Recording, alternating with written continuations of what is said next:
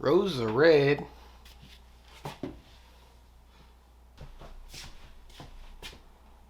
Violets are blue.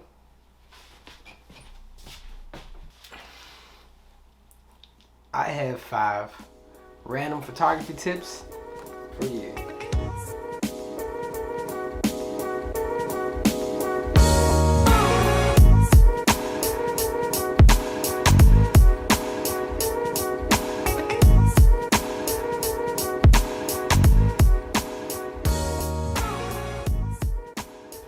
What's up, photographers, videographers, everything in between?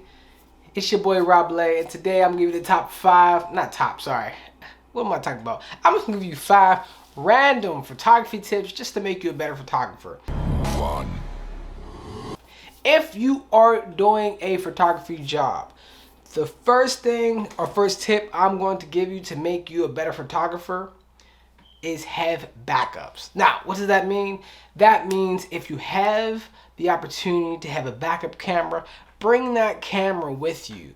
If you have the opportunity to have a backup light, bring that with you, because you never know what can happen the day of a shoot.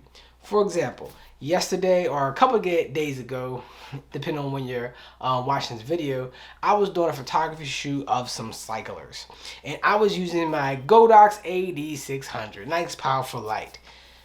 I put it up, I put the softbox on, a gust of wind caught it, blew my C-stand over, and the bulb of my light broke. Now, if I didn't have an extra light on hand, I might have had to go all the way back home or had to reschedule the shoot. Luckily, I had an 8200 watt light on me that I could just use. Now, it did make it much more difficult because I didn't have the power. I couldn't put the light as far back. I basically had to change my whole structure of shooting for that day, but it did not stop the show. I was able to continue on the shoot without on the same beat, as they say. And on top of that, the client didn't even know what was going on. So the client just felt like, hey, he's doing a great job. When in reality, I would have loved to have my 8600, but I didn't have it. And that's the same thing with a camera. I know friends that have done photo shoots, and during that photo shoot, they will drop their camera. This friend that I'm particularly thinking about, luckily he had a backup camera on him. So backups are crucial to doing photography shoots, especially those you're getting paid for. Now, if you're not getting paid for and you're just volunteering, hey, you know, you don't have a backup, you can just reschedule. But if the client has paid you to do the shoot, it's important that we get that done, that we take care of that. So it's important to have backups if you can. Even if the backup camera is not the same quality, still use it. 2. Now, jumping into number 2, which actually goes with number 1. But number 2 is, it's better to have and not need than to need and not have. Well, what does that mean in the sense of videography or photography? Well, if you are doing a job for a client, and maybe you have different light stands, maybe you have different soft boxes, diffusers at your house, and you know that this client tells you that they only need this one type of project done, and you choose to only bring a couple things because you're like, well, I know that I only need these things.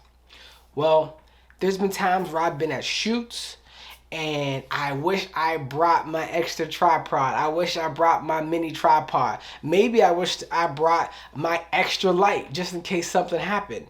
Well, it's better to have more equipment than you need than need the equipment and not have them. Now, that doesn't mean you need to take the equipment and take it onto the shoot with you on location, right?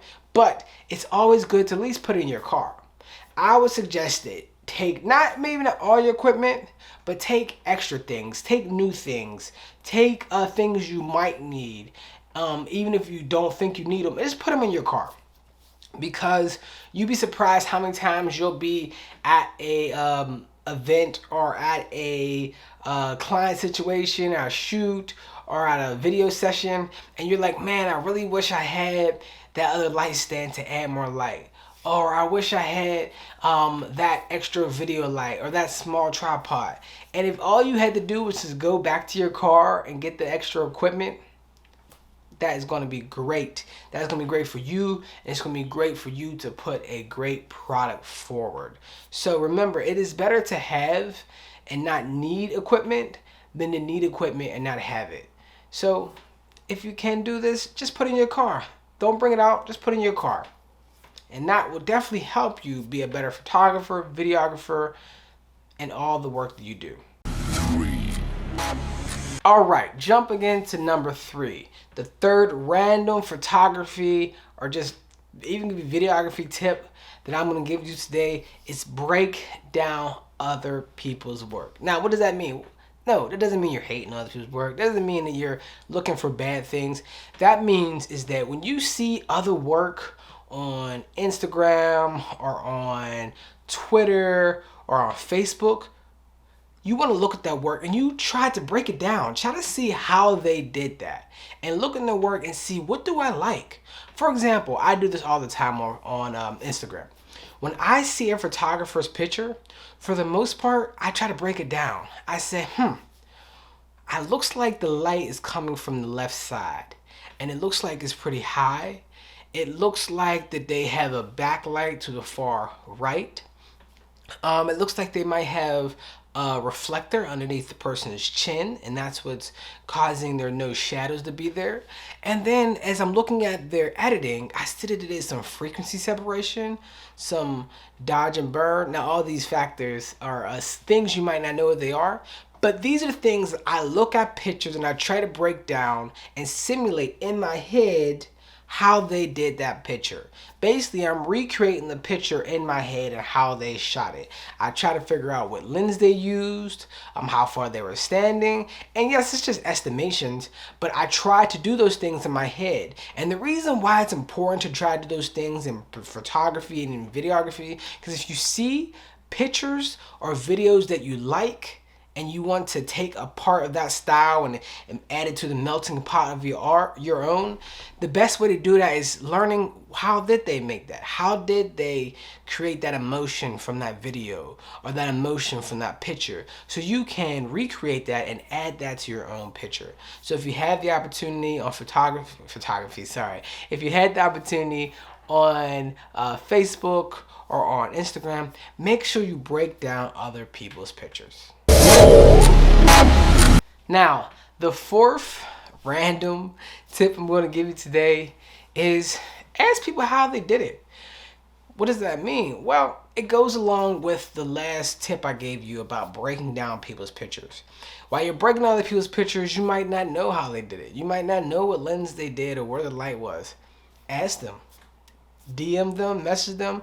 You'd be surprised how many people just say, hey, this is what I did. This is how I did it. Now, they might not give you the juicy details, but a lot of times they will give you information. They will help you if you reached out. There's been so many times that I've reached out to photographers and say, hey, what lens did you shoot? Hey, how did you create that light? And they have messaged me back. They've answered my questions. And there's times where people have reached out to me and asked me questions, and I've done the same thing. And it is very vital for us to learn from each other, which is why basically I'm creating this video in the first place. So the fourth tip is ask people how they did it. When you look at photography or videography and you want to emulate something they did. And the last and final tip I'm going to give to you today is practice.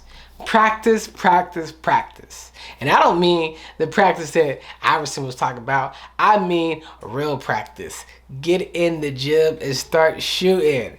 And in videography or photography terms, that means you need to go out and shoot. You need to video. It doesn't matter what you video, as long as you are practicing your craft, because that's what we will need to increase our craft, to get better at what we're doing, to be better videographies or videographers and photographers. We want to get better, and we cannot, or there is no other way to get better but practice. And with that said, please like this video. Subscribe to my page to get all recent updates or new updates about videos that are coming out. Check out some of my old videos and share this video with your friends, your family, anybody doing videography or photography. These tips will help them. And remember one thing, if you want to be a videographer, if you want to be a photographer, the best day to start is today. Peace.